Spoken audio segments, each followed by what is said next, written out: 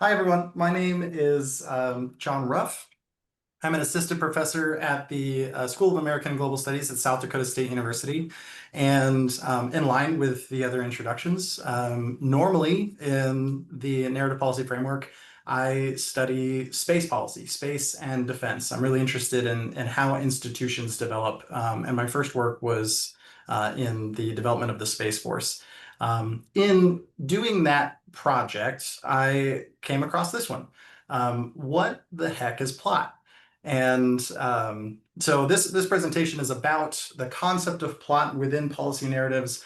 And hopefully by the end of this, you'll have a little bit more understanding of what plot is and maybe some approaches in how to measure plot within the NPF.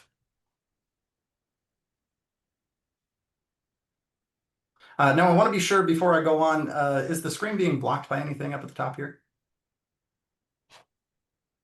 No, it's perfectly clear.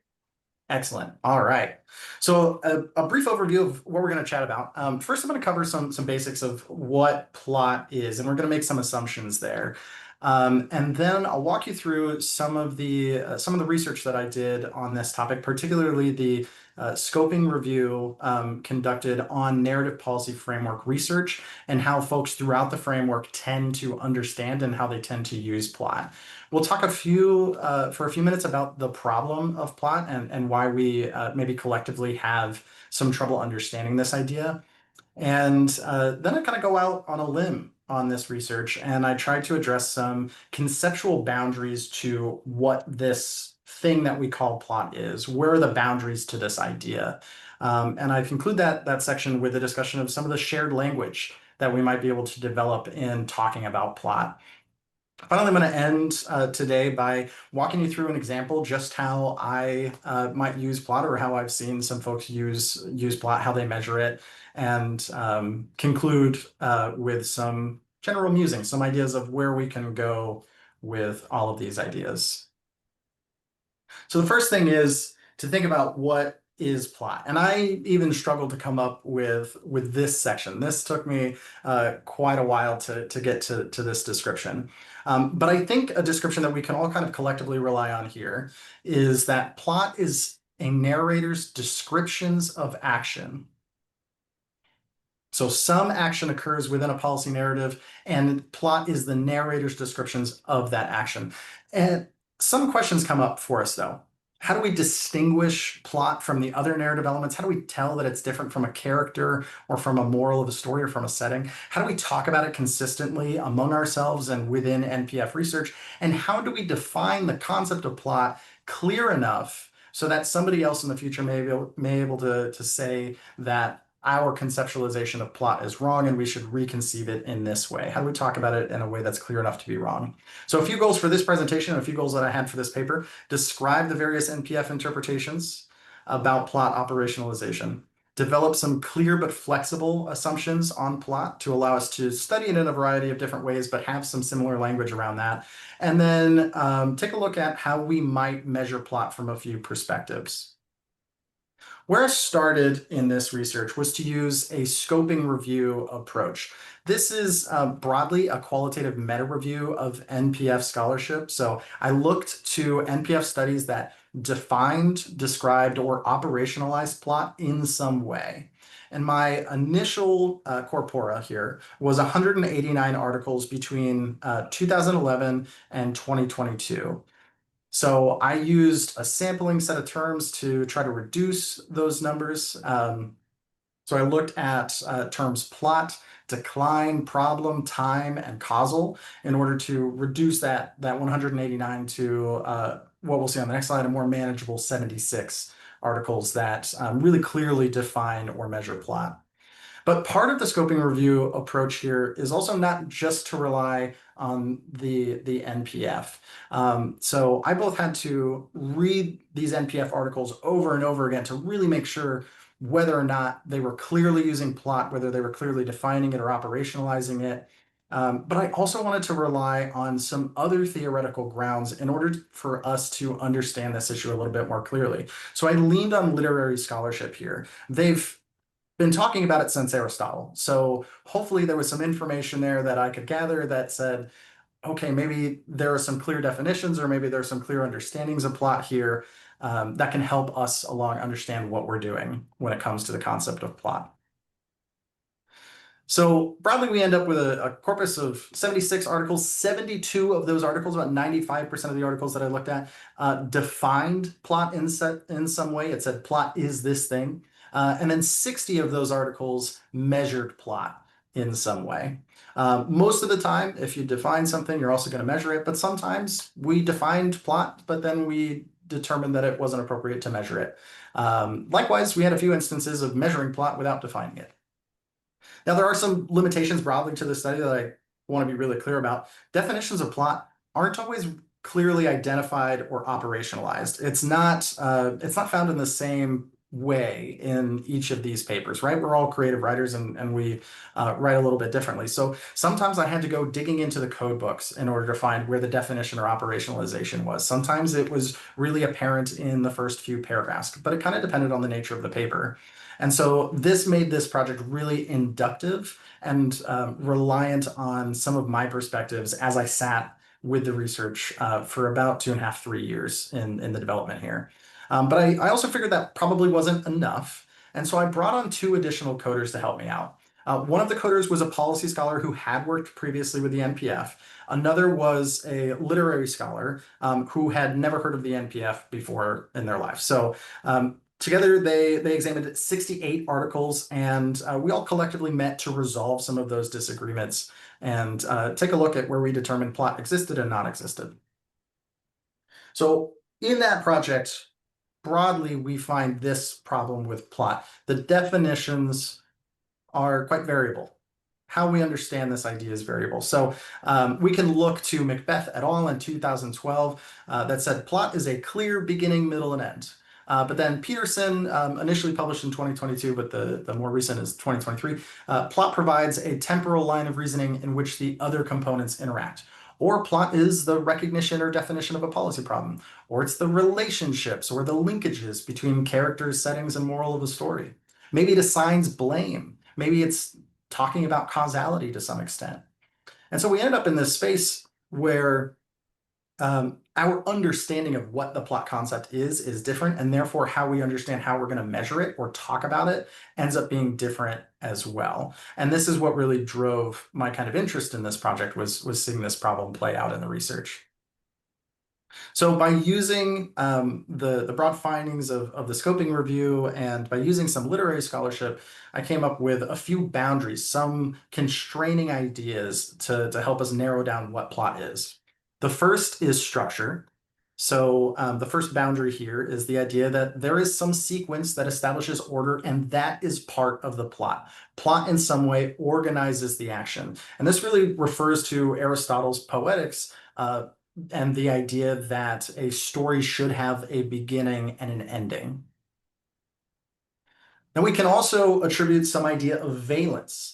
There is some emotion here, and there's a polarity to that emotion. There's a plot that unfolds in positive or negative dramatic expressions for effects that impact our or the audience's emotions after that narrative. Now, most folks are pretty okay with these first two. You're like, oh yeah, that definitely tracks with what plot is. The third one gets to us a little bit. The third one I found was causality, that there is some dynamic there that forms explanation. There is some causal arrangement of the policy problem and its connections. And the reason that causality is a little bit more troublesome to think about is because largely it's more interpretive. It's a little bit more postmodern.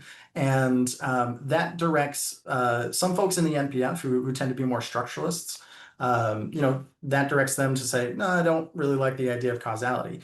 Likewise, for post-structuralists, they might say causality is absolutely necessary for the concept of plot. And so I've included it within these boundaries here because largely I see that same conversation that we're having in the NPF is being had in literary theory with theorists like Forster, who say that really causality is the main element of plot, and that's what separates the concept of plot from overall the idea of a story. Now, it's just well and fine for me to talk about these things, but it's a lot better if I can show you pictures. So if we looked to the descriptions of NPF, excuse me, the descriptions of plot within the NPF, we see these kind of things pop up. We see structure occurring about 24% of the time in these 72 articles, valence about 7%, causality just about 7%, and some combinations of these occurring throughout. So when we define plot, we might define plot within this idea of there's some structure and valence to it. And we saw about 32% of articles in this subsect of NPF research use that combination. Likewise, you might refer to all three, structure, valence, and causality, when referring to plot, when trying to define the concept. But that differs a little bit from the way that we measure this. So when we tend to measure plot, we're a little bit more reliant on this idea of valence, this positive and negative polarity and sentiment. And that might be through sentiment analysis, that might be just through connotation of words, things like that. But again, we do tend to see that there's maybe some overlaps here between these three boundaries, where about 35% of these 60 articles, 21 of the articles utilized some structure and some valence in order to measure plot. Or maybe there was some causality elements thrown in there as well. And about 8% of the articles using, or excuse me, 8 articles total using all three of these boundaries when measuring plot. But this is the big problem that we see in the NPF. The way that we're defining plot, the way that we're describing it, is not necessarily the same way that we're measuring it. So we see all of these crossing lines between the left and the right here. If we were theoretically stable in this concept, we should see straight lines. If you define plot as the structure of a story, then you measure it as the structure of a story. But our definitions aren't always on kilter, right? They're a little off kilter from what our measurements of plot are.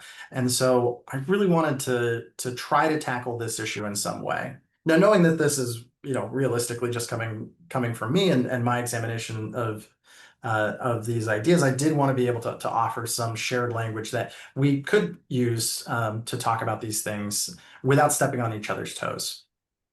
So creating some shared language, some scientific assumption as to what plot is. So I've come up with the following. Plot is a statement or a combination of statements made by the narrators, which include a structured description of action, a valence assessment of the narrative action, and a causal attribution for the narrative action. But when we look at this in reference, you might also refer to this as plot is a narrator's description of action within a policy narrative. It includes a narrative's structure, valence, and or causality. And I've included the and or there because I want to make it apparent that while these three things together, structure, valence, and causality, create the boundaries that plot exists within, you don't have to measure all three of those boundaries every time you do an NPF study on plot. You may be able to determine for your individual study that the best thing to do is just to measure structure, or the best thing to do is to measure some combination of structure and valence, or maybe it's just causality that you're measuring. Those things are all okay. You're still measuring plot, but plot as a concept is all three of these things. And we do have to distinguish plot from the other elements as well here, as that was one of the goals that we had for the paper, right? So plot being a narrator's description of action with a narrative, how do we separate settings, characters, and morals from that? Well, settings are a narrator's description of a policy arena. The arena itself can change, but the arena itself does not act. Characters are objects within a narrative, and they can analogize, and for the postmodern of us, they may even drive plot, but they participate in action. They are not the action itself. And a little bit trickier for me was distinguish morals from plot, but I came up with this. Morals lie outside of the narrative as a lesson for the audience. So the moral can be intimated by the plot, but it itself is not action occurring within the story. It is prescription for action.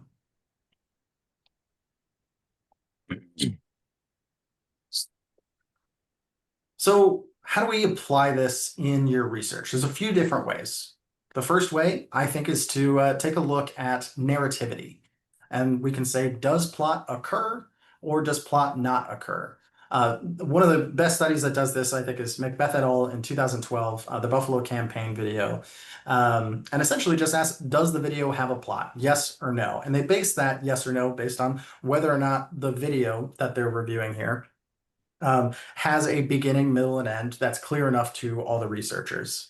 Now, they dug a little bit further down and looked at story type, but ultimately what they're studying on plot here is the narrativity. Did plot occur or did not occur? And that's based largely on just the structure of the plot. Now you can also use a typology. So what type of plot is it? Most of the time when we're using typologies in the narrative policy framework, we're probably relying on Stone.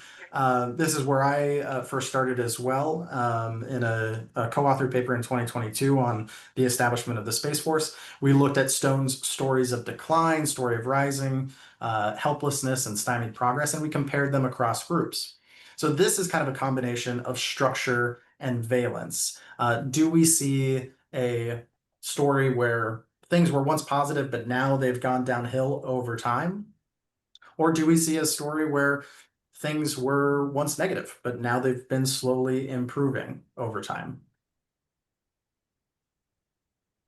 And then we can do an inductive comparison. So we can look at what is the storyline broadly, and we can determine that it's best to just leave it as inductive. We can create some nominal categories in order to distinguish these elements. If you're looking for a paper that uses this inductive comparison of plot, I would say take a look at Gwendis and Mettler from 2023. I think they do this really well, where they just take a look at the stories that are ongoing. They take quotes from those stories, and then they're able to create a description of the plot that maybe fits both that story and some of the other stories relevant to, in their case, AI policies. So real briefly, I'll walk you through an example paragraph where we're taking a look at paragraph level coding. This is hopefully from my next project. We'll see how well this project works out. It's already got some tricks up its sleeve.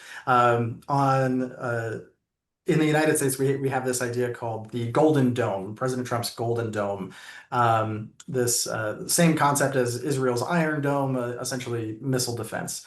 So this comes from a think tank article on the Golden Dome for America, and we'll take a look at how I might look at this issue from a structure, valence, and causality perspective.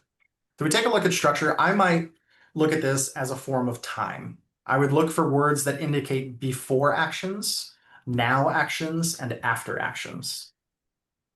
So after actions, we have words like will deepen America's dependence on space assets. For before actions, we might look to words like have been or the last 2 decades. And that's telling us a little bit of the structure of this story that L3 Harris is narrating for us. Now for valence, I'm going to look for positive sentiment and negative sentiment as a way to understand the polarity of emotions that they're trying to elicit. So for negative sentiment, we see words like threats and dependence and assets at risk. For positive sentiment, we can see asymmetrical advantages. Causality, again, a little tougher. Some combination of the influence and the impacts. And the first thing that's going to be easiest to find is the impacts. And we have some idea of what the impacts are because we studied the valence section a little bit, right? So will deepen America's dependence or put critical US assets at risk. And the influence there is coming from the Golden Dome and the latter one coming from adversaries. So the Golden Dome will deepen America's dependence. Adversaries put critical US assets at risk. Now there's ton of excellent studies out there, and I wanted to be able to provide a resource for folks that maybe don't think like me on this. And that's totally fine. There are lots of authors here, and they think brilliantly on all of these subjects. So within the paper, you're able to find largely uh, this example figure that shows both what the dimensions are, it describes what the dimensions are, and then provides some operational approaches and example scholarship that fit within those dimensions pretty neatly. So if you want to take a look at character and tension within policy narratives, I would say go take a look at Grant Jones from 2016 or Nakmas et al. From 2020. If you want something that looks to thick description of valence, you might take a look at Schlaufer from 2018. So there's some great resources out there to rely on in various ways to do this work. Broadly, I think the implications of this are a few fold. I think that overall, the diversity in approaches that we have to understanding both what plot is and how it works within our narrative, how we can measure it, really drive innovation in the framework. There's a variety of different ways that folks have tackled this issue, and it's been really impactful to expanding the framework's reach both within the discipline and external to it. One of the problems that comes along with that is that we can risk confusion with other narrative elements. We can start trying to over categorize or create new categories. And for folks who are coming in from outside of the NPF, we might have difficulty convincing them that plot is worthy of study. It's a kind of nebulous element already. And if we can't be on board with our kind of shared understanding there, it's maybe just difficult for us to share that need to explore plot with folks that are coming from outside, leading to increased focus on things like characters. And don't get me wrong, characters are super fascinating. We should continue studying characters, but I would advocate that we also study plot. So I'd hope that we can adopt some shared languages to promote a shared understanding of what this concept is. So even if I just want to measure structure because that's what makes sense for my study, I know that I'm referring to the structure of plot, and that plot might include some other things, and I can talk about structure without disagreeing with my colleagues that maybe are just talking about causality with plot. And lastly, I think there's a real need for transparency and specificity on here. To be fair, I jumped into 189 articles and I scoured them for, okay, where do you talk about plot? Are you using the word plot, or is there some synonym that they're using in order to talk about this idea?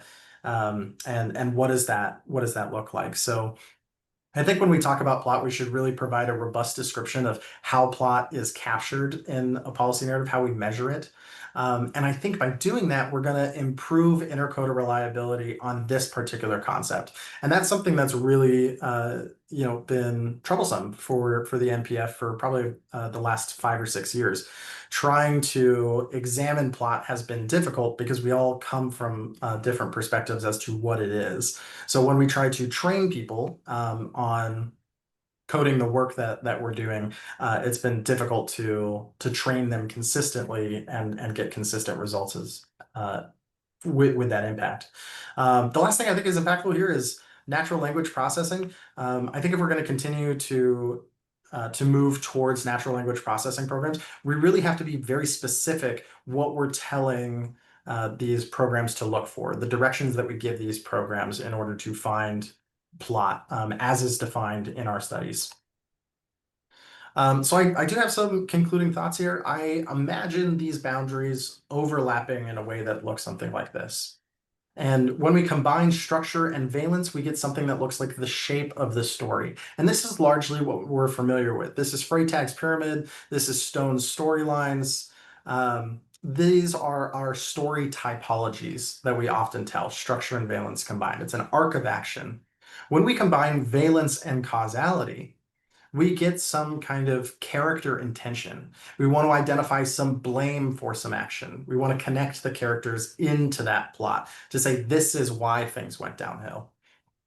But there's a tricky one here in the combination of structure and causality. What does a story look like if it doesn't include positive or negative expression? What does it look like if it doesn't include valence? This might be one of those throwaway categories, but it could also be a way for us to explore a concept of narrative momentum, this anticipation of action, this foreshadowing of what might happen, even though bad things haven't happened yet. And maybe bad things are not something that we want to mention in our policy narrative, but we know that something has to get done, and we're talking about this issue now. Um, as a way to bring about this narrative momentum without mentioning the positive or negative side effects. Now, I don't know if that exists within the narrative policy realm, but I think it's an interesting idea to play around with. So I'll leave you with that concluding thought. If you have any interest in jumping in and seeing where this research took me, you can find the data available on GitHub.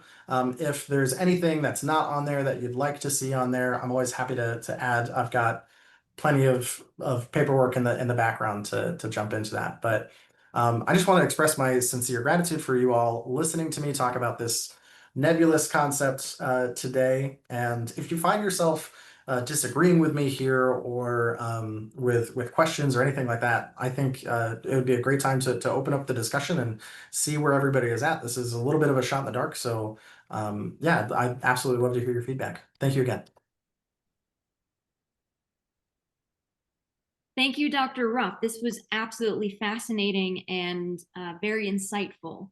And so I will open it up for questions and discussion. And feel free to jump in. If you've got questions, you can also type them in the chat and I will be reading them off if you're not able to unmute yourself. But we do hope that there's some conversation to be had for the next few minutes.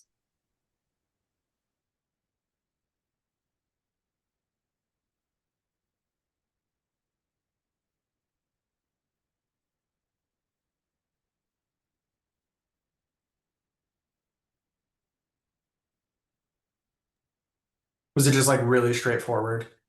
Everybody's locked in. They're like, oh, perfect. I know what this is now. Any questions or thoughts? Hi, I've got a couple. Can you all hear me okay? John, I'm really excited to see some thinking through of what constitutes this. There's one small thing I was just tripping over.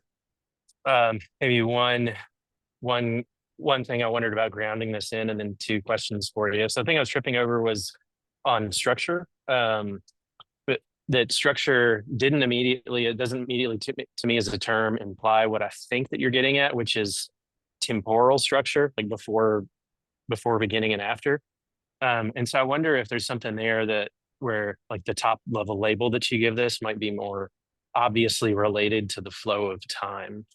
And then the thing that tied me to was, it was curious to me that the way that you were thinking about time and causality here is two of Kant's three a priori views. The third one being space, which is encompassed in setting, I think. And so I kind of wondered if you'd thought about that or played around with that. My two questions are about the way. I'd love to hear a little bit more from you about the way that narratology or other scholarship on story, how they think about plot and which frames of those have been most helpful to you. And then I'm also curious about how you think about the difference between a narrator framing what has been, so telling a story about what has been, which is going to be based in their interpretation and presentation of the evidence, and telling a story about what could be, and how you think about the relationship between the perceived reality or objectivity of that past focused story and the projection of the future story.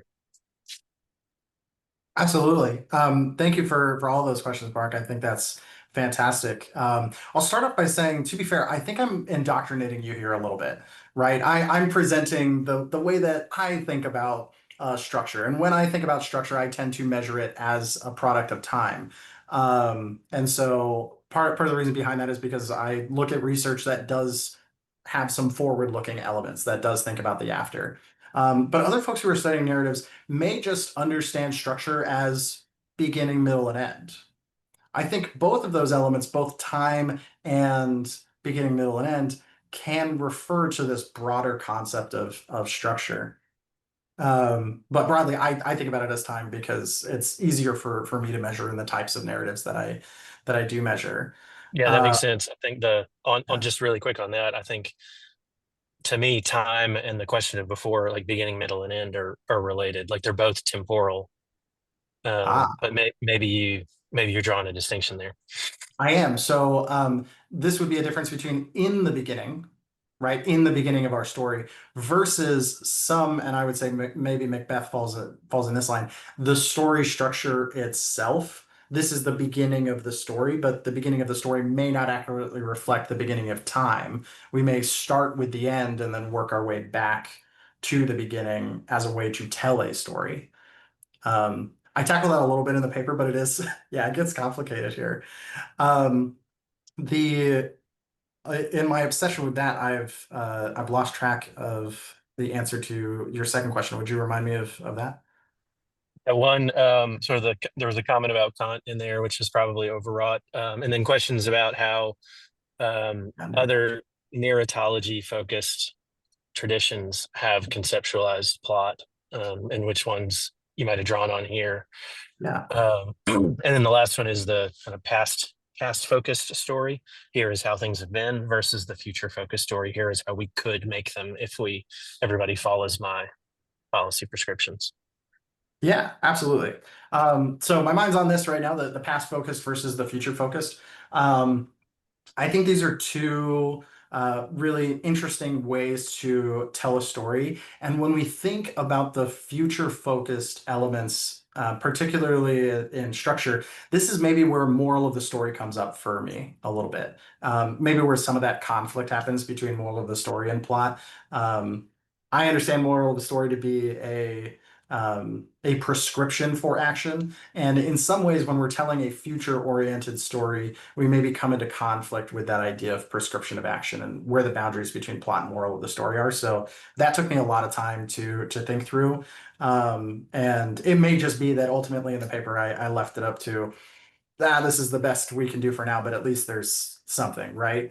But I do see stories of the past and stories of the future, particularly in my research, kind of intertwined, where this is what the past looks like, and here's what the future will look like if we don't do something about this now.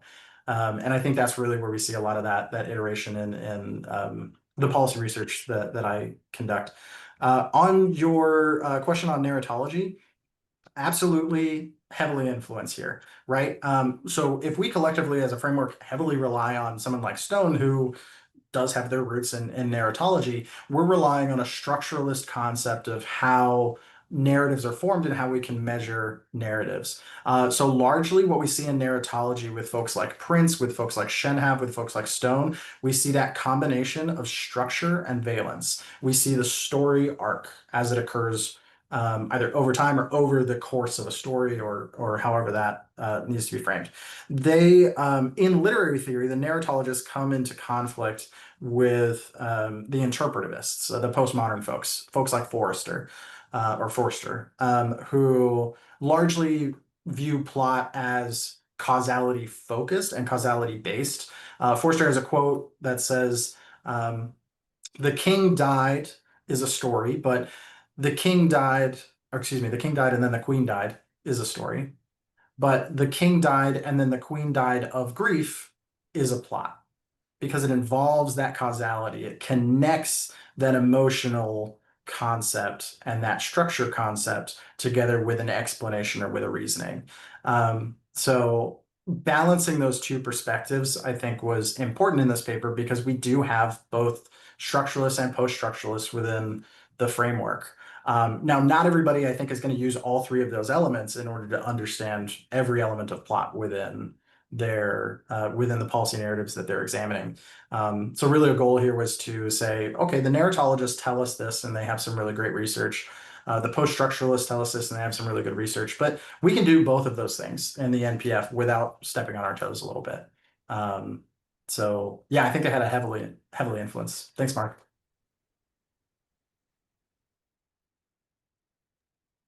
Excellent questions. Absolutely fascinating. We've got time for maybe one or two more questions or comments? Can I have two questions? Absolutely. Thank you. I know you talk about the improve the encoder the reliability.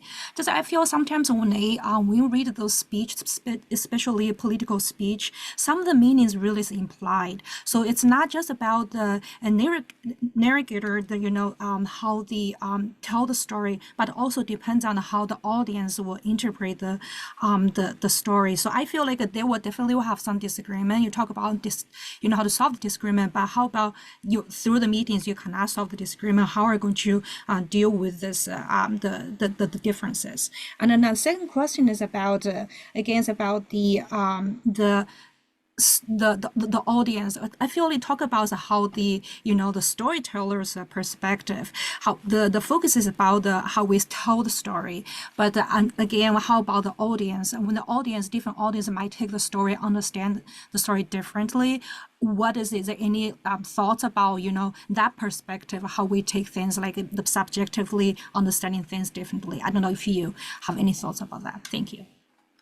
I absolutely love the question. And I think this is one of those, I apologize for talking so much about structuralists and post-structuralists, but I think this is one of those areas where there's that conflict. A structuralist is going to tell you, look at what is in the narrative itself, and it's not necessarily about the audience's interpretation. It's about how the narrator is presenting that. The post-structuralist, Forster, and in the NPF, I would say take a look at Gray and Jones, take a look at Mike Jones' work. He tends to lean a little bit more in this direction. We're looking for audience interpretation and how the audience might interpret the symbols or the words differently. And I think as you're describing the idea that maybe even when we as researchers are looking at this research and we're trying to determine positive and negative sentiment while we're going through our programs trying to determine those things, we may have difficulty with intercoded reliability as a result of that because of the interactions with the audience. And so this is where I think qualitative work in the NPF can be really powerful. If you find yourself in a space like that where a heavily quantified or a heavily coded too many categories idea is bogging you down with intercoded reliability on plot, maybe that's an issue that maybe plot is a topic that you take more qualitatively, that you take a Gwendez and Mettler 2023 approach. And you say, you know what, we're going to describe what the plot is in these various ways, and then maybe we can categorize them, or maybe we can't. Maybe they are unique in their descriptions. So I think that's where qualitative work can maybe help us out. And hopefully I've led you in the right direction with those responses. Did those feel enough? Did those feel good to you?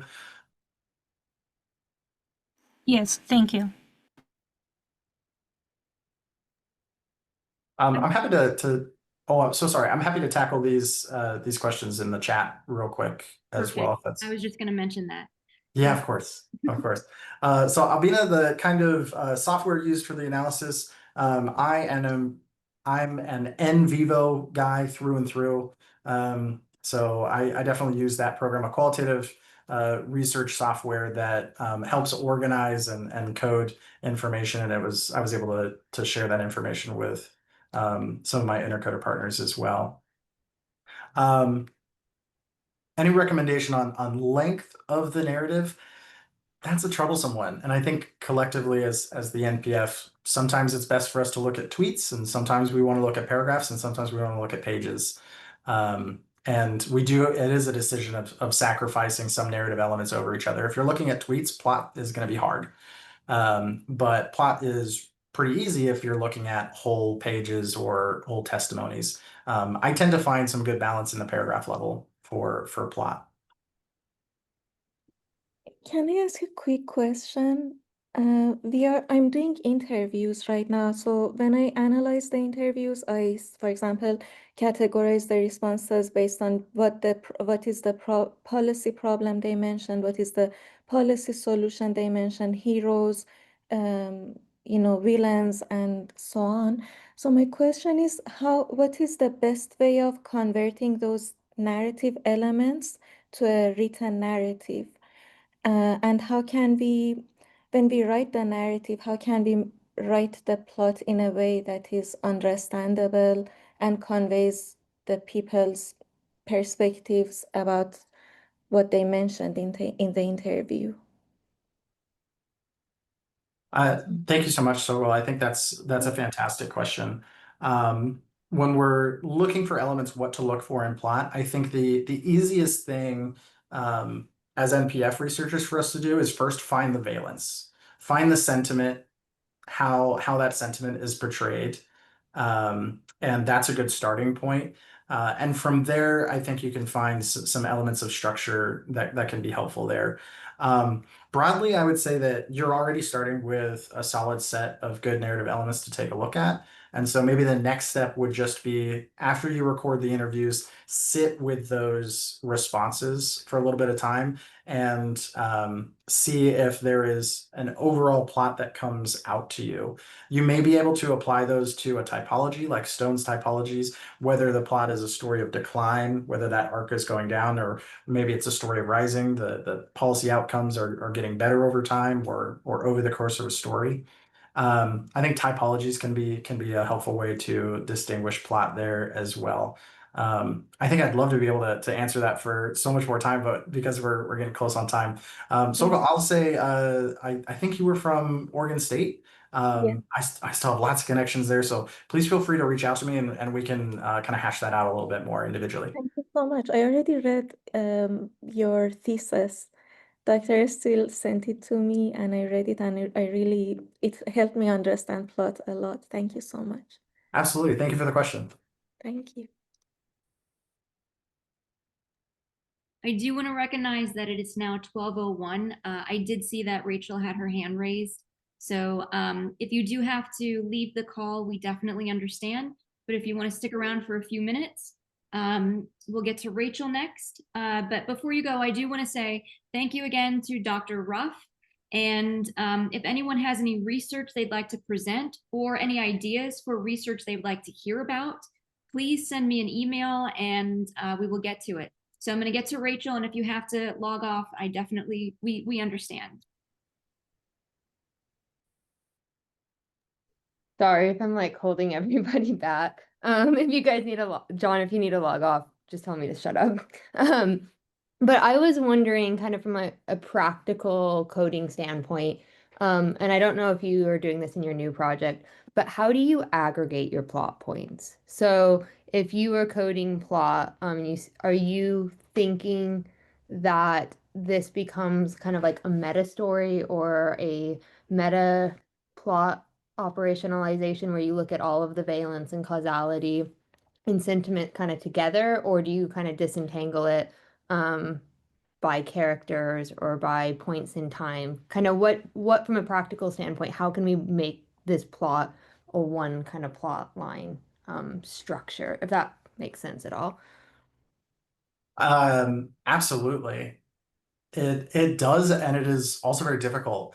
I start with thinking at that paragraph level, but even in the paragraphs that I showed you, right, we get conflicting stories of time, we get conflicting stories of structure. And we certainly can't look at it from a sentence level and then, map it over every paragraph over the entire corpus, right? So it becomes difficult overall. I would say, like, especially in the Space Force stuff, and probably for this work, I tend to say, what is the lean of the paragraph? I attach it to a typology. So is the before bad and the now good, or is the before good and the now bad? Basic typology. And then I mark that paragraph with that's this typology, that's this combination of things. I've been trying to work causality into that, and combining two typologies is even more complex.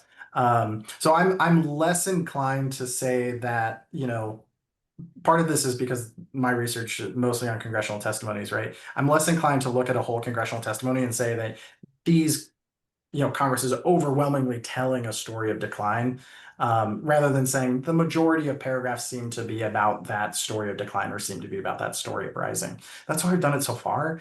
I don't love it though. I'm with you on that. I think that there's a better way to do it, but it's difficult to imagine how we could take this still nebulous concept of plot and say, what is the overall plot that they're trying to portray here? And how does that differ from the individual elements of plot that we see occurring throughout? So how do we measure those individual elements and then come up with a typology at the end, or a description at the end? So critical issue. If you ever want to work on that, let's do it. Let's tackle this together. I'd love to. Yeah, because I find that it's hard, especially when you're looking at coalition conflict where you have two competing coalitions. It's a story of decline and a story of rising, and it just like neutral. It's neutral. Like if you put them together, it's just like a flat line. There is no plot line. So kind of Right. figuring out how to go forward with making that a bit more meaningful at the aggregate level. Yeah, absolutely. And I think you really hit the nail on the head there. There certainly is a plot. You're measuring something. But because we have created a system where those things kind of knock each other out quantitatively, it's difficult to talk about that in a study. Thank you. Thank you.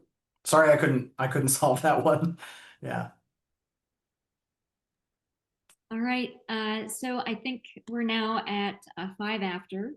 Thank you again so much, Jon, for this wonderful presentation and this fantastic discussion. I will take the recording and put it on our YouTube channel. I will send out an email when it has been posted. But I just want to thank you all for attending. And we do plan to be back in October with another community gathering. And if anybody has any ideas for research you would like to hear about, or if you yourself would like to present your research, please do let me know. And I'd be happy to add you to the schedule. Thank you again so much for coming this afternoon, and I look forward to seeing you at a future community gathering. Thank you. Thank you.